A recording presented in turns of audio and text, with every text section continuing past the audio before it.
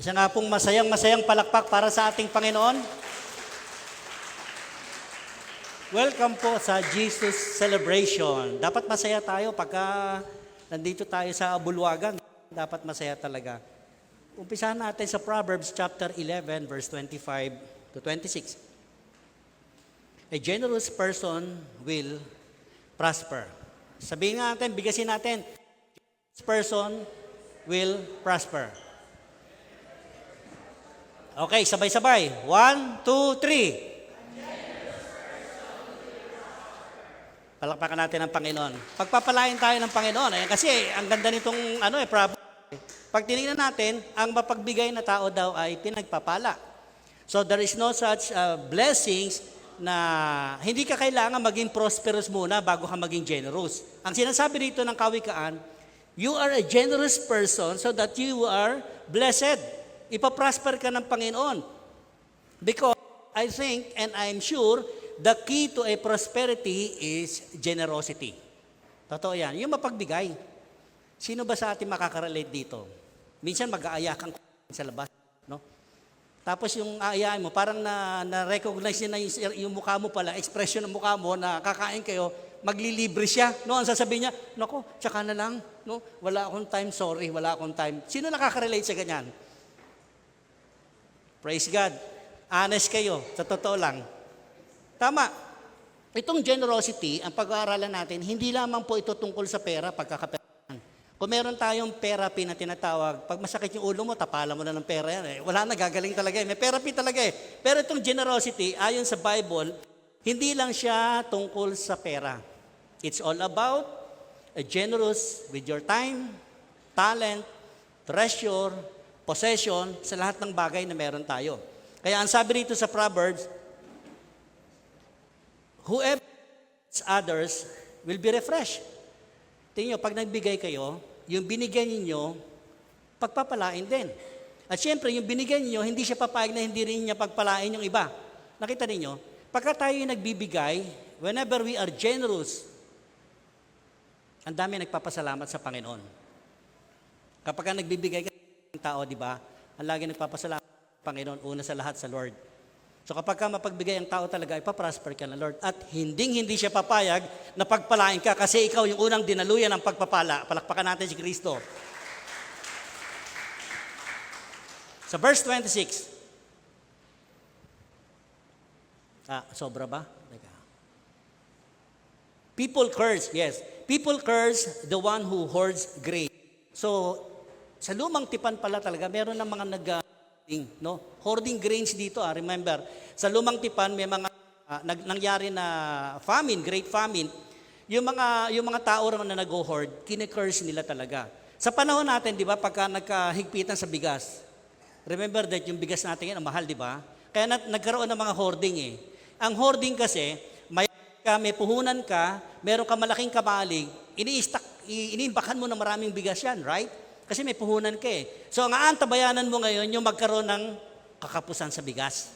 Yung shortage of rice. Tama? Yung mga madayang mga negosyante, ganyan talaga sila eh. Yung hoarding na tinatawag. Ang gagawin nila, i-hold nila yung mga stock nila. Now, kapag ka nakaubusan na, tsaka nila ilalabas ngayon yung kanilang stock sa mataas na presyo.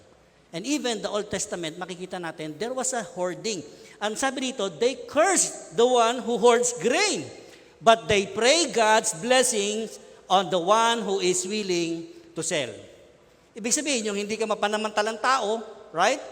Pinagpapala ng Panginoon din yun. And verse 27, whoever seeks good finds favor, but evil comes to one who searches for it.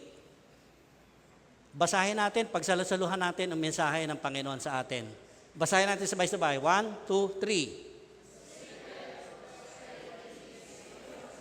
Sino rito ang may ayaw ng prosperity? Taas ang kamay. Lahat tayo gusto natin ng blessing, di ba? Ng prosperity. Amen? Taas ang kamay ng gustong pagpapala ng Panginoon. Let us pray. Father, we thank you. We bless your name. Nakikita mo yung mga anak mo, Panginoon, that we want prosperity. Yes, Lord, but first of all, we want ourselves lie down, healed on your feet. Jesus, gusto namin, Lord, ay linisin mo ang aming mga puso. Whatever personal intention, personal motive, Dalangin po namin, Lord, pakilinisin mo kami at bigyan kami ng makabagong katuruan at paliwanagin ang isip namin. Nawa ang mensahe magdulot sa amin ng iba yung kagalingan ng Espiritu, ganun din po ng physical na kasakitan. Pagalingin niyo po kami, Panginoon, dahil minsan pa that we can celebrate your goodness, your healing.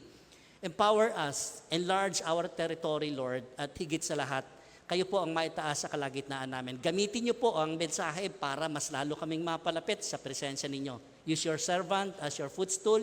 Itago lamang po ninyo ako sa inyong likuran.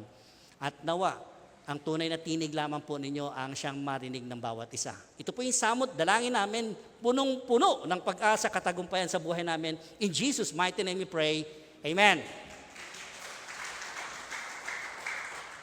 Kung minsan kasi maraming mga churches, maraming pastor, iniiwasan nila yung pagpipreach about giving, tithing. Yan po talaga, iwas na iwas yan. Ako personally, nung magbago-bago ka nagpapastor, ayaw na ayaw kong topic ito. Kasi baka ma-misinterpret.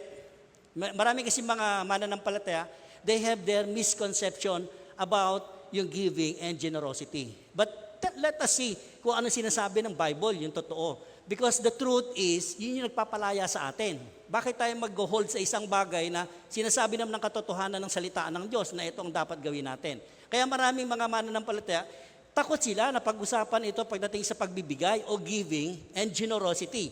You know that ang Bible po ay meron siyang 2,000 verses. Talks about giving, yung generosity or money matters. Si Panginoong Jesus meron siyang 29 parables. If I'm not mistaken, 29 parables po. Out of 29 parables ni Jesus Christ, it talks about money matters and stewardship. So pagbibigay, pangangalaga, pera, pagkakaperahan, lahat yan, hindi sinasantabi ng Panginoong Kristo. That's why, huwag po tayong matakot whenever we heard the message about giving, tithing, o anumang pwedeng pagkakaperahan. Why? Because unang-una sa lahat, we are serving a generous God, Jesus Christ. Palakpakan lang natin si Jesus. Hindi pa kayo nakakapagpasalamat sa Panginoon dito tangian? Meron si Jean. Right? Pandemic nung araw, nag-uunahan tayo sa, alam niyo yung tangke ng oxygen, nagkauubusan tsaka ang mahal, di ba? Parang binibili natin yung hininga natin para mabuhay lang tayo, madugtungan yung buhay natin. And so many people died, namatay talaga. Pero salamat sa biyaya ng Panginoon ngayon, diyan, nandito ako, nagsasalita ako sa harapan nyo, meron tayong breath, meron tayong air, free, libre-libre, and what a generous God we have, Jesus. Salamat ka nga, may asawa ka ngayon, katabi mo yung asawa mo, may jowa ka. Sabi mo sa jowa mo, gift ka ng Lord sa akin Sana all, no? Sana all. Sana all may jowa. Sino walang jowa? Malapit na February. Tama? Meron kang jowa, meron kang anak, may pamilya kang masama, merong nagkakaisa, nagkakaunawaan. Praise God. Purihin ang Panginoon. Kasi yan yung maganda sa atin. Lahat ng ito na meron tayo because we have a generous God na kapag tayo naglilingkod sa generous God, wala nang papantay sa Kanya. He is the sovereign God. And we are not preaching. I am not preaching generosity sa harapan ninyo para manipulahin ko kayo, magbigay kayo ng tithes nyo, araw-araw, linggo-linggo. It's not the kind of preaching I have now. Ang gusto ko, yung kusa sa loob ninyo, bukal sa puso ninyo. I preach generosity because we have to deal with the sin of greediness. Ano yung greed? Kasakiman, di ba? Alam nyo, lahat naman tayo meron yan Bihira kasing itapik ito. Alam nyo, naniniwala ang inyong lingkod. The only antidote for greediness is generosity. Magka-kontra kasi yan yung greediness and generosity magkaiba. Sabi mo sa Panginoon, instead na, kaya sabi ko last message di ba? Ang Panginoon ginagawa natin, Panginoon. Dapat si Lord, Panginoon. Instead, give me, make me, give me more. Right? Kasi pagka ganun po ang layunin ng puso natin, i-bless ka talaga ng Panginoon.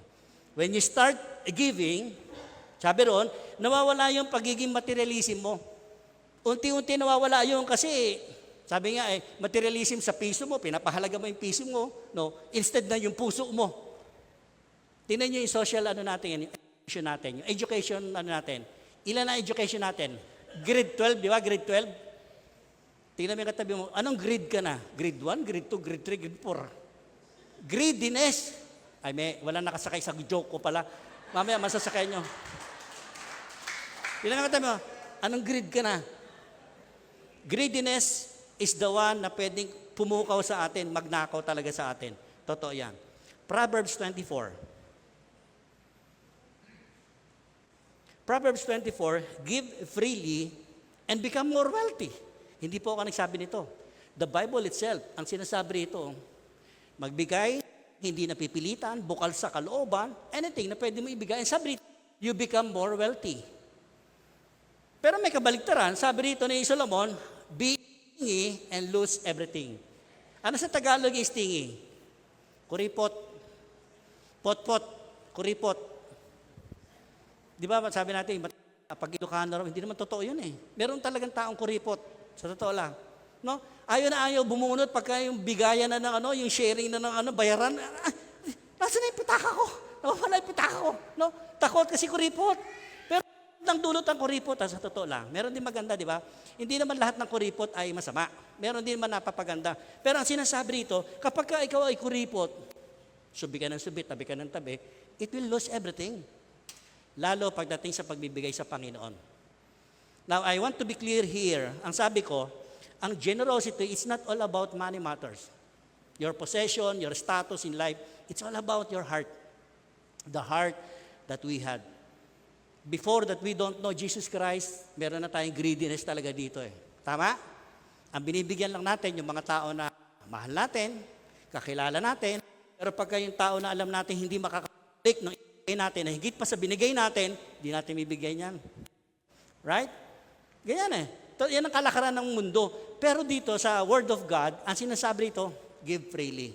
Bukal sa kalooban mo. Bukal na bukal sa puso mo.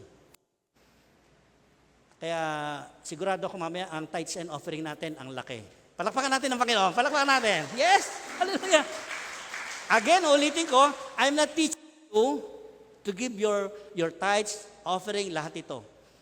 You give freely because you deal with God, not with the church, not with the pastor, not anyone else here, but you are dealing with the God who is always generous sa mga buhay natin. You are dealing with Him. Now, there was a story in the Old Testament. I like story in the Old Testament, really. You know that story of Elijah, Elisha. Elisha was the successor of Elijah, prophet of man, during the scripture. Si Elijah, madalas siyang dumadaan sa Shunem. Shunem was a place, parang stopover niya, papunta ng Jerusalem o kung saan siya nagpupunta. Kasi prophet siya eh. Ito sa verse 8. I would like to start with 2 Kings chapter 4, verse 8. One day, Elisha went to the town of Shunem, a wealthy woman. Sabi niyo nga, a wealthy woman. Lived in there. And she urged, may mga highlight ako, and she urged him, sino? Yung babae raw, yung sinamita, meron siyang pitak sa puso niya na nagtulak sa kanya kay Eliseo to come sa bahay niya, invitahin niya sa bahay niya. See? To come to her home for a what? Meal. Merienda, dinner, o lunch. Ano man itong meal na ito? Basta ito yung kanyang Dito sa verse na ito, may mga translation kasi, it is better to look for the other translation para na pag-aanohan natin. Whenever you are reading the Bible, mas maganda po, may mga basihan tayo, may mga translation na iba. And I choose NLT. Why? Because here, identified itong babae, siya? Mayaman po. In other translation, sabi lang, she is a great woman. So hindi specify, pagka great woman, maraming ibig sabihin. But here, talaga, she is a wealthy woman. May kaya talaga siya. Okay, so established. May kakayanan talaga. After that, whenever he passed, si Elisha, whenever he passed to that Shunem place, sa lugar nila, that way, he would stop there for something to eat. Kanina, meal lang. Maaring merienda lang, right? Sana all. Pastor, merienda ka muna sa bahay namin. Hindi na-gets na naman yung joke ko, no? Tapos, ang sumunod, meal lang ay merienda eh. Alam niyo sumunod? Lamon na sa Tagalog, lamon ka na rito, kain ka na rito. Invitation ng babaeng Shunammita. Every time that the Elijah would stop sa lugar na to, pinakakain siya ng Shunammite woman. The next verse, 4:19. Ang sabi rito, she said to her husband, tingnan niyo yung progressive ng nung kanilang istorya. Yung babae ngayon, ini-invite niya lagi si Eli doon sa bahay niya para kumain lang, magmerenda or anything else. Sa buong maghapon siguro pinapakain niya na si Elisha. Pero sa pagdating sa verse 25, verse 9, ang sabi rito, she said to her husband, sabi niya, darling, sweetheart, sigurado itong taong pinapakain natin, he is a man of God. May idea siya, right? Tama? Kung paano nagkaroon siya ng idea sa story, makikita natin. Kasi nga, si Elisha, nakikilala siya, isang propeta ng Israel. So, sigurado itong Shunammite woman, sinasabi niya sa kanyang asawa, sweetheart, alam na alam ko, he is a holy man of God. Verse 10.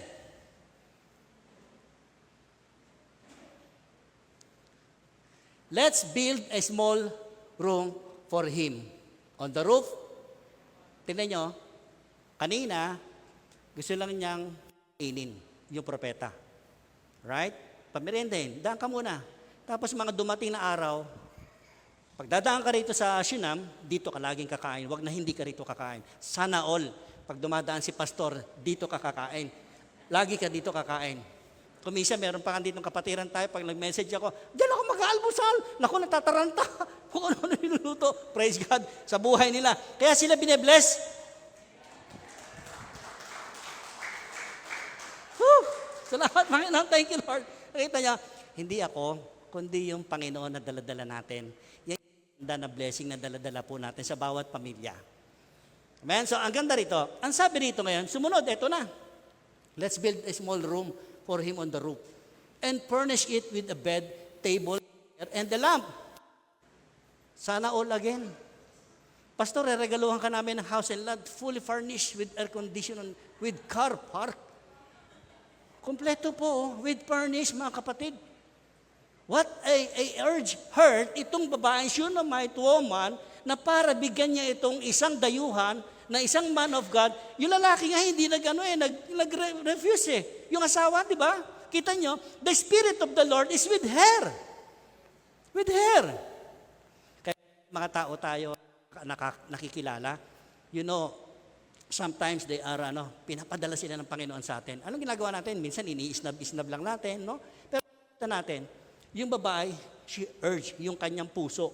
Ang sabi niya sa asawa niya, then he will have a place to stay whenever he comes by. Ang galing. 3 points na pwede ko i-share sa inyo. Unang-una, tingnan nyo, generosity is progressive. Pagka tayo ay natutong magbigay, kita ba yung tiyan ko? Malaki yung tiyan ni pastor eh. Pagka tayo nagbigay, may progressive po yun, hindi natuputol sa pagbibigay lang. Kaya generosity, yung pagbibigay natin, tuloy-tuloy po yan. Nakita ninyo, she was inviting this prophet, inviting for a meal, then kakain ka na lagi dito. Ang maganda pa rito, susunod, ipinaghanda niya na ng matutuluyan. Sa roof pa, no? Sa rooftop nila. May kwarto. For what? Para pagkadadaan ka rito, meron kang resting place. Nakita ninyo, kapag ikaw ay lingkod ng Diyos, hindi papayag ang Diyos na saan ka man lugar mapunta, ibibless yung lugar na yon. Dito makikita natin, may pangangailangan yung propeta, right? May pangangailangan siya sa haba ng kanyang paglalakbay, kailangan niya meron siyang ma-stop over, matutuluyan, makakainan, otherwise, magugutom siya. But here, makikita natin, there was a Shunammite woman. Remember Elijah, nung panahon si Elijah, di ba, na tumatakas siya, ang ginagawa ng Diyos sa kanya, pinadadala niyo uwak ng mga pagkain, tsaka inumin. Grabe. And here, si Eliseo, kakaiba naman, tao ang ginamit ng Lord. Kay Elijah, hayop na uwak. A chair and a lamp, then he will have a place to stay. Alam niyo po kasi, ang daming misconception ng tao whenever sa pagbibigay. Isang example ko, narinig niyo na ba to? Pastor, pagka tumama ako sa loto, 10% ng panalo ko, ibibigay ko sa church. Wow, amazing, right? Amazing. Pero alam niyo, hindi ako niniwala. Hindi ka panipaniwala. Ang tanong ko, ba't ka tumataya sa loto? Tama? Sino may lottery dito? May lottery dito yung pinsan ko, may lottery yan. Hindi masama Ang tanong ko lang, ba't ka tumataya sa loto? Sana naman, huwag tayong magkita pagka tumataya ka sa loto. At kapag ka nakita mo ako sa loto, ako ang tanongin mo, ba't nandito ka rin, pastor? Ba't nandito ka rin? Alam niyo maganda? Kung tataya tayo, huwag na sa loto. Tataya tayo sa pananalig ni Kristo Jesus. Palakpakan natin si Kristo Jesus. Walang talo kapag kay Kristo tayo nakataya, mga kapatid. Tandaan yan, walang talo, walang lugi tayo.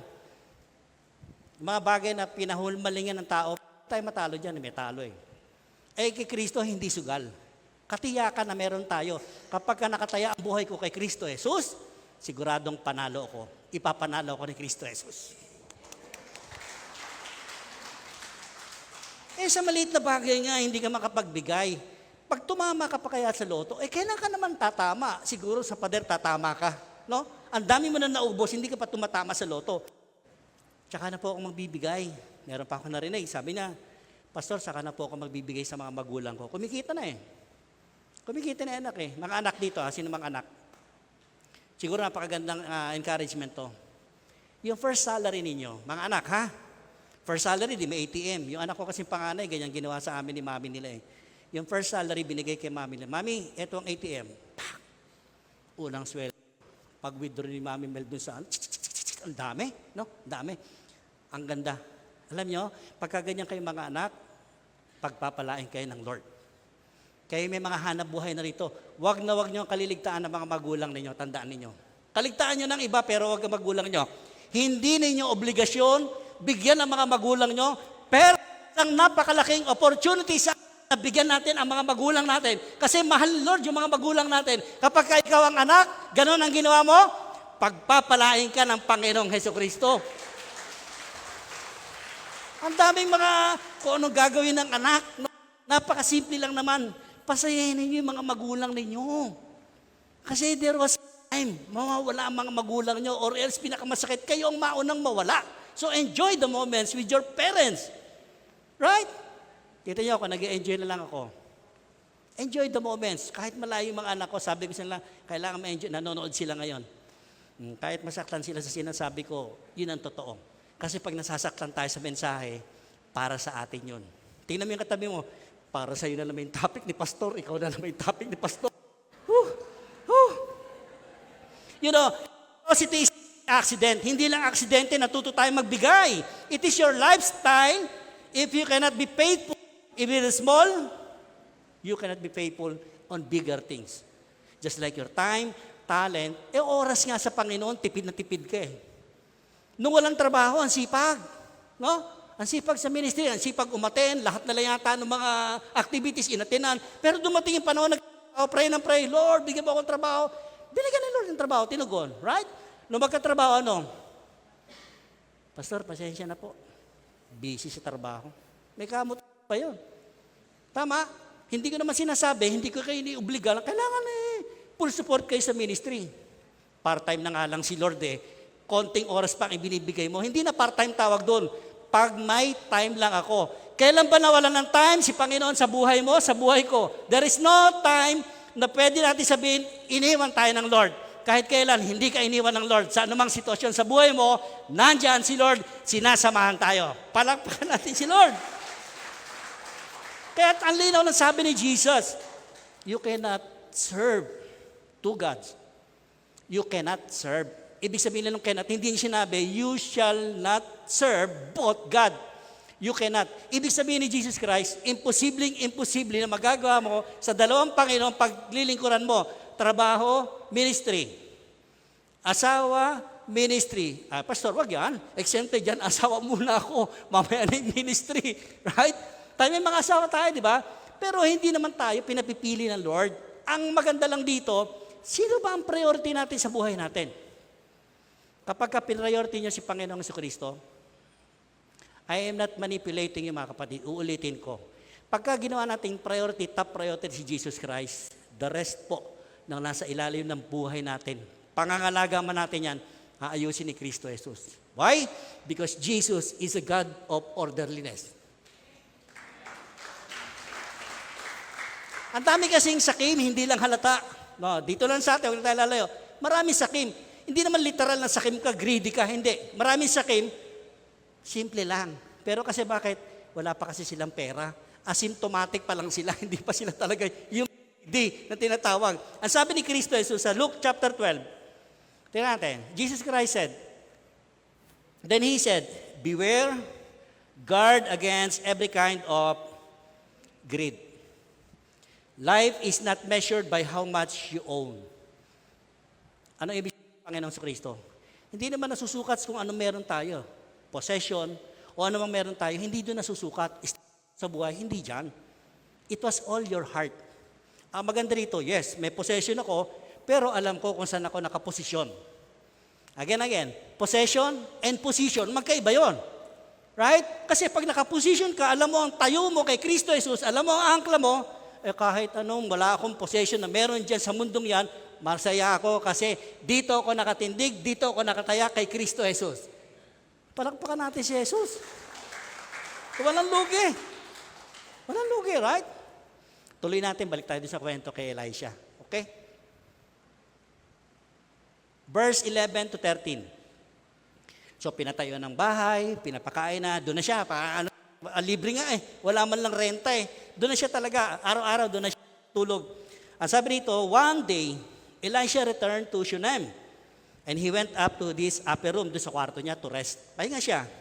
Habang nagpapahinga siya, verse 12, napag-isip-isip niya, napagtanto niya, sabi niya sa verse 12. He said to his servant Gehazi, yun ay mga propeta, may mga servant, may mga assistant din sila Before itong si Elisha, assistant siya ni Elijah.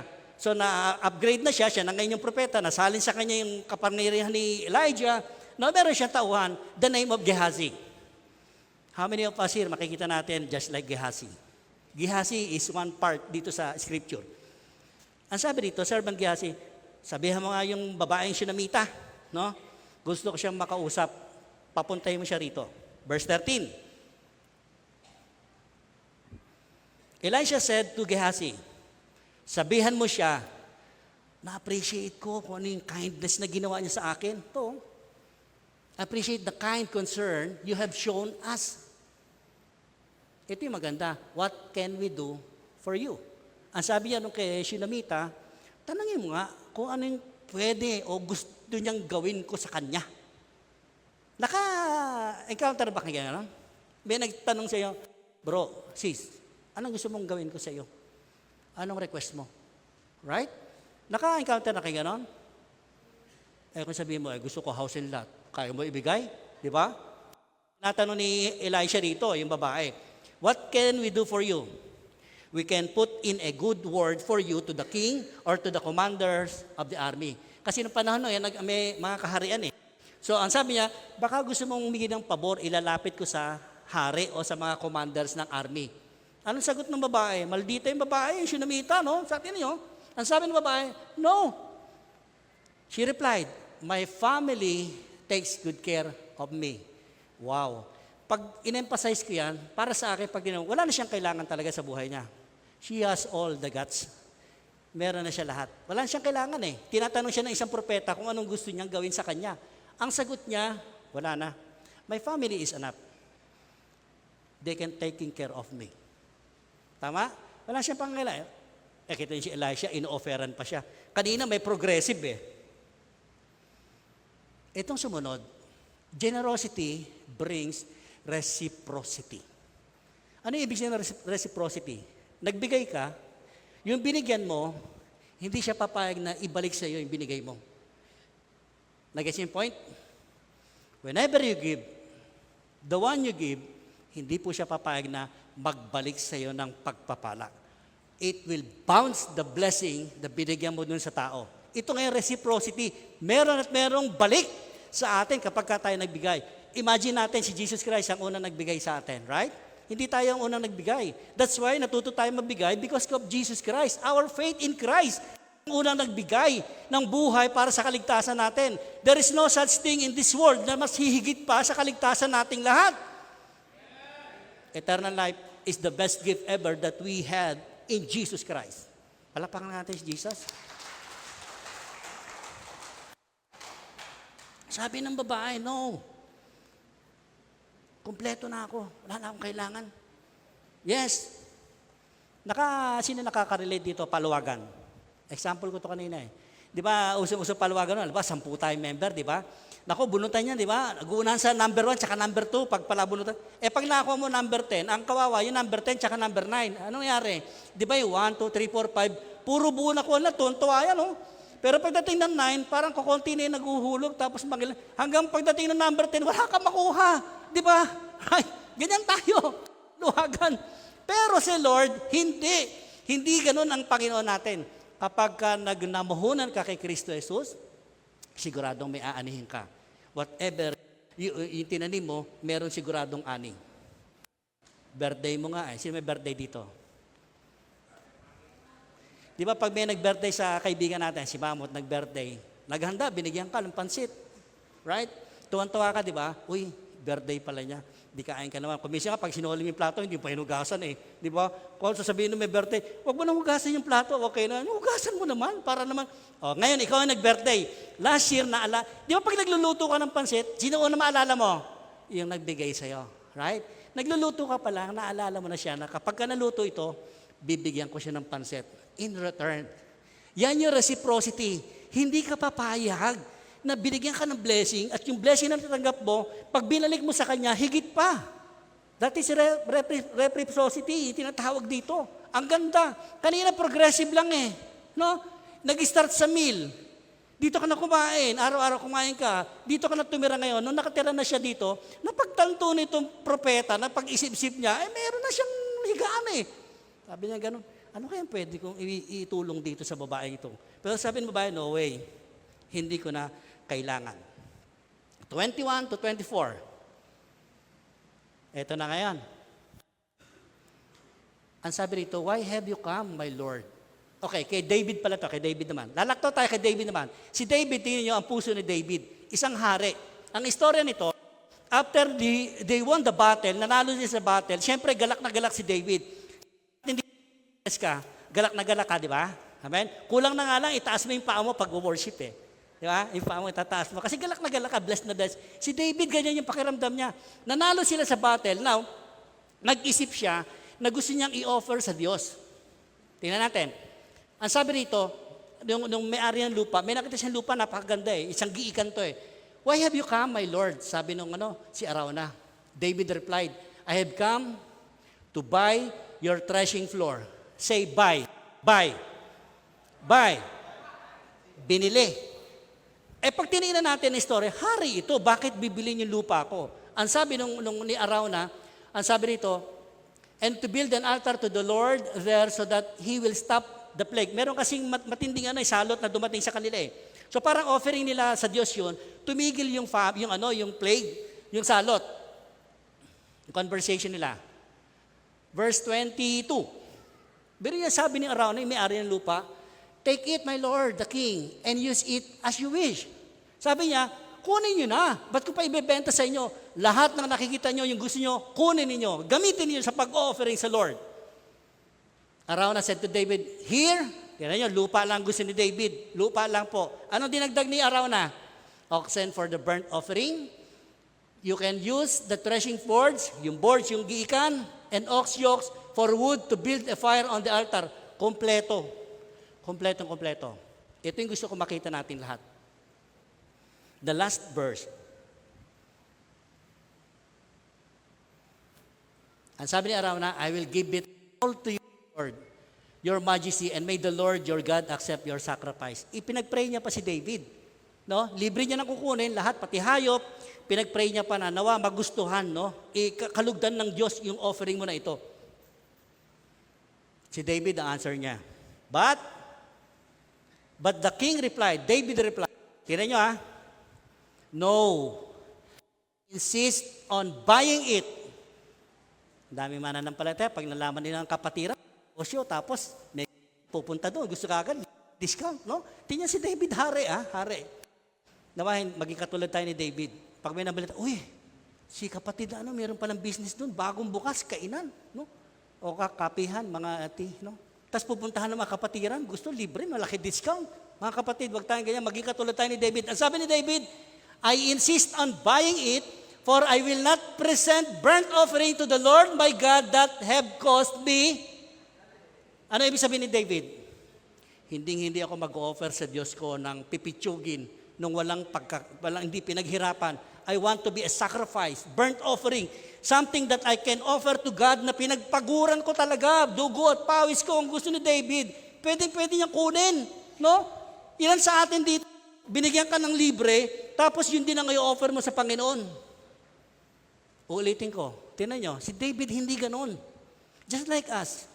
Ang Diyos natin, hindi niya tinitingnan kung ano yung laki na inuhulog natin dyan sa offering. Kung tapat ka talaga sa tithes mo.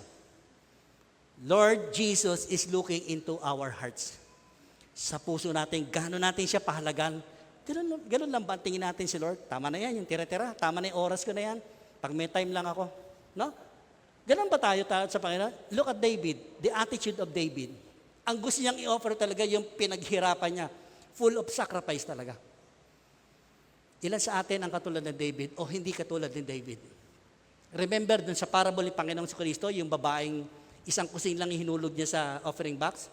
And then yung mayayaman, ang yabang, nauna sila, pag naglagay sila, nung araw na, coins kasi, pag naglagay sila ang dami, toing, dami. Samantalang yung babaeng balo, nung maghulog siya ng isang kusing, walang tunog. Sabi ng ng disciple niya, sino yung star for all season? Sabi ni Panginoong sa mga disciple. Sabi nila Peter, di mayayaman Lord, ang dami nilagay ng offer No. Jesus acknowledged yung balo. Why? Because of the heart of the widow woman. Isang kusing na lang, yung natitira sa kanyang bulsa, ini-offer niya pa sa Diyos. Di ba sacrificial yan? Tama? Tayo nga, pagbubunol siya sa pitaka mo. Tama na itong 20, lukot-lukot pa yung 20. Wag na lang. No? Namimili pa tayo. No? I'm not saying na kapag tayo nagbigay, lakihan ninyo, hindi yun. The point is, Jesus is looking into our hearts. Whatever you offer with sacrifice, yung matinding pinagpaguran mo, in-honor ng Lord dyan. Bakit? Yung mayaman kasi, barelan sa kanila yun Sobra lang sa kinita nila yun. Pero yung babae, yung isang kusing, yun na lang yung natitira sa kanya. They only left from her. Pero iniasa niya, alam ko Lord, pag hinulog ko to, ikaw bahala sa akin. How many of us nakadepende tayo sa biyaya ng Panginoon? Palakpakan nga natin si Jesus. That costs nothing. Sabi ko kanina, balik tayo sa Shunammite woman. Konti na lang po. Balik tayo kay Shunammite woman. Verse 14. Later again, di tumangging babaeng Shunammite. Later again, ang sabi rito, Elisha asked Gehazi again. Yung kanyang Gehazi, halika nga, sabi niya, what can we do for her? Ano bang pwede natin gawin? Kasi tumanggi na Dapat tumigil na si Elisha sa ganon, di ba? Stop na siya, wala na siya dapat. Okay na ako rito. Ang sarap ng buhay ko dito, kain, tulog. How many of us here kain, tulog? Ang libre. Sana all. Sana ganun din si pastor, kain, tulog, no? Sarap. Nakita niya si Elisha, ang buhay niya rito sa Shunam, kain, tulog siya. Resting place niya Pero naisip na naman niya, sabi niya, alika, Gehazi, tanungin mo nga uli, yung Shunammite woman, ano bang gusto niya? Ito ang maganda. Gehazi replied, she doesn't have a son and her husband is an old man. Tingnan niyo ngayon. Reflect natin kanina, sabi niya, my family will taking care of me. Ibig sabihin, wala na pala talaga siyang kailangan maliban sa mga anak siya. Money cannot buy everything. Tandaan natin. Meron siyang lahat, mayaman siya, pero ang isang bagay na wala siya, anak. At yung anak na yon, kayang ibigay ni Elisha sa tulong ng Panginoon. Why Elisha went to Shunam? Because there is a purpose, mga kapatid. Ang una nakita natin, si Shunam yung nagpapala dito kay Propeta Elisha, but here makikita natin, parang nagbabaliktad yung istorya. Right? Tandaan niyo mga kapatid, pagka tayo namuhunan nagbigay tayo sa isang bagay sa tao o kahit kanino, hindi papayag ang Diyos na babalikan ka niya at never na papayag ang Diyos magkakautang siya sa ating lahat. Progressive Ano yung isa? Pasensya na kayo, bulol si pastor. Ano yung pangalawa? Reciprocity. O, yun. Yung pangatlo, eto, maganda pangatlo. Tuloy natin. Sabi dito, kuminsan pala maganda yung marites, yung chismoso, no? Dahil lalaki kasi ito, chismoso eh. Chismoso, hindi alam ng propeta. Propeta nga siya, hindi niya nalaman na walang anak ito eh. Pero si Gehazi, nalaman niya. Paano niya nalaman? Wala namang detalye sa passage, di ba? Siyempre, nakaganon lagi ang tenga. Pag nag-uusap siguro yung mag-asawa, nung nagsabi, darling, bigyan natin ng kwarto naman itong propeta na ito, no? Narinig niya siguro. Pero wala naman kasi tayong anak. Sige, di bale. Gawin na natin parang anak yan si Elisha. Right? Narinig niya siguro. Tama? Kita niyo ang chismosa may dulot na positive. Alam ni Gehazi, ang sabi niya, ang alam ko po, ang narinig ko, wala silang anak at yung asawang lalaki matanda na. So, imposible na magkaanak, right? Tama? Imposible. That is the best thing na nagkaroon ng opportunity ngayon si Elisha para yung tinatanong niya, anong pwede kong gawin sa iyo? Call her back again. Tawagin mo ulit. Elisha told him, when the woman returned, bumalik. Elisha said to her as she stood in the doorway, nandun pa lang siya sa daanan yung babae. Ang sabi ni Elisha, ano? Next year, the same time, sabi ni Elisha, you will be holding a son in your arms. Palakpakan natin ang Panginoon. Soon, sabi rito, soon. Ang sabi pa ng babae, no way, my Lord. She cried, O man of God, don't deceive me and get my hopes like that. This woman is hopeless when it comes to his child. Wala siya, hopeless siya ron eh. Kaya sa lahat ng bagay, kompleto siya. How many of us here ngayon, sasabihin natin, kompletong-kompleto ako, Lord. I'm sure lahat tayo may pagkukulang, may kulang tayo lagi. Never tayo makukompleto. But Jesus, we have in our lives, kompleto tayo. Higit at sapat pa si Kristo Jesus. Palakpakan natin si Jesus. Hindi pa nga siya naniwala, oh. Hindi siya naniwala. Sabi niya, wag mo na akong lokohin, wag mo na akong dayain, wag mo akong yung linlang. Parang gano'n, no? Oh. Sabi niya, at wag mo na paasahin pa ako. Sabi, sino may tuman? Wag mo na akong paasahin. Sino sa atin nagkaroon ng ganyang pakiramdam? Tama? Right? Just like the Shunammite woman. Pero ang sabi ni, next year at this time, you will be holding a son in your arms. Next year, parehong oras, araw, magkakaroon ka ng bit-bit na anak. Hindi siya naniwala. Tingnan natin yung sumunod. But sure enough, ito yung maganda. But sure enough, the woman soon become pregnant. Siguro after 1 month, no? After 1 month, parang na itong Shunammite woman, naduduwal-duwal na siya tuwing umaga. Darling, positive. Sabi niya, positive. Soon na yan, sabi rito, soon. After na sabihin ni Propeta Eliseo sa kanya, next year, manganganak ka. Tama. Ilang buwan bago iluwal ang bata? 9 months. So after 2 months or 3 months, 1 month, nakaramdam si Shunammite woman that she was pregnant. Ilan sa atin dito ang wala pang anak, ang tagal na mag-asawa? Look at that Elisha, the Shunammite woman. Minsan lang niyang pinatuloy, pinamerienda, pinakain, pinatuloy. Nakita niyo yung progressive. Bakit? Reward.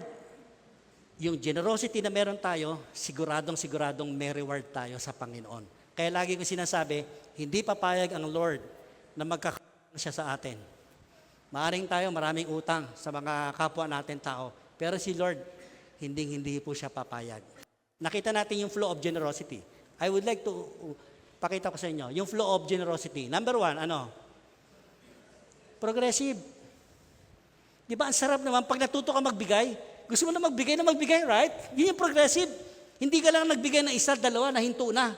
Ang progressive generosity, patuloy at patuloy yan. Habang nagbibigay ka, nagkakaroon ka ng internal desire sa puso mo, nag-urge yung puso mo na magbigay pa ako na magbigay. Why? Kasi habang binibigay mo, dinodoble mo ng Panginoon. Right? Binabalik sa'yo, bumabanda nga eh. Yung reciprocity, bumabalik. At kapag bumalik po, higit pa ron sa ibinigay mo. Tama? Ang pangatlo, pag tinignan natin, reward system eh. Nagbigay ako. Yung binigyan mo naman, binigyan ka rin. Pero higit pa rin sa binigay mo. Right? nakakakita na sa taas. Yung anak ko, bigay ng bigay. Kalawang bulsa. Punuin ko yung kalawang bulsa. Dukot ka uli sa kanang bulsa, right? Pag dukot mo sa kanang bulsa, pamigay mo uli. Di empty na naman yung pocket mo. Habang na-empty ang pocket natin, pupunuin at pupunuin ng ating Panginoong Jesucristo. Hindi siya papayag na ang bulsa mo lagi puno, no? Kapag kapuno yan, istingi ka. Yung tinatawag sa proverb, istingi, kuripot. Oh, siyempre, kung kuripot ka, ganun din ang bibigay sa'yo ng Lord. Pero kung bukas ang palad mo, there is a reward system. Dalawa ang natatanggap natin reward. Sa taong tinulungan mo, binigyan mo. Pangalawa, yung Diyos na nakakakita ng ginawa mong mabuti because of your generous heart, just like Jesus Christ na ibinigay sa atin. Palakpakan natin ang Panginoon. So ulitin ko, generosity is all about our heart. It's not all about our possession. It's all about our position. Who Jesus is and who Jesus was sa mga buhay natin.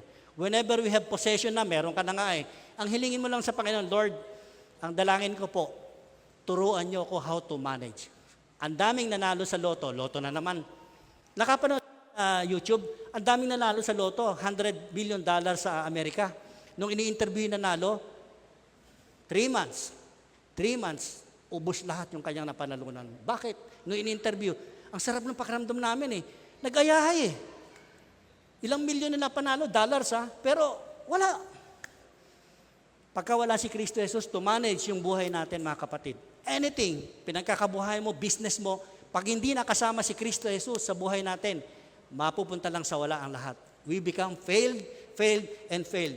Pero pag isinama natin si Kristo Jesus, mga bata, yung mga future ninyo, pagka sinama niyo si Kristo Jesus, mga magulang, pag sinama natin sa pamilya natin si Kristo Jesus, sigurado po tayo, meron tayong katagumpayan sa buhay natin. Let us bow our head and close our eyes as I close the message. Minsan pa, O Diyos, maraming salamat po at very powerful, Lord, naman po. Maraming tumimo sa puso namin.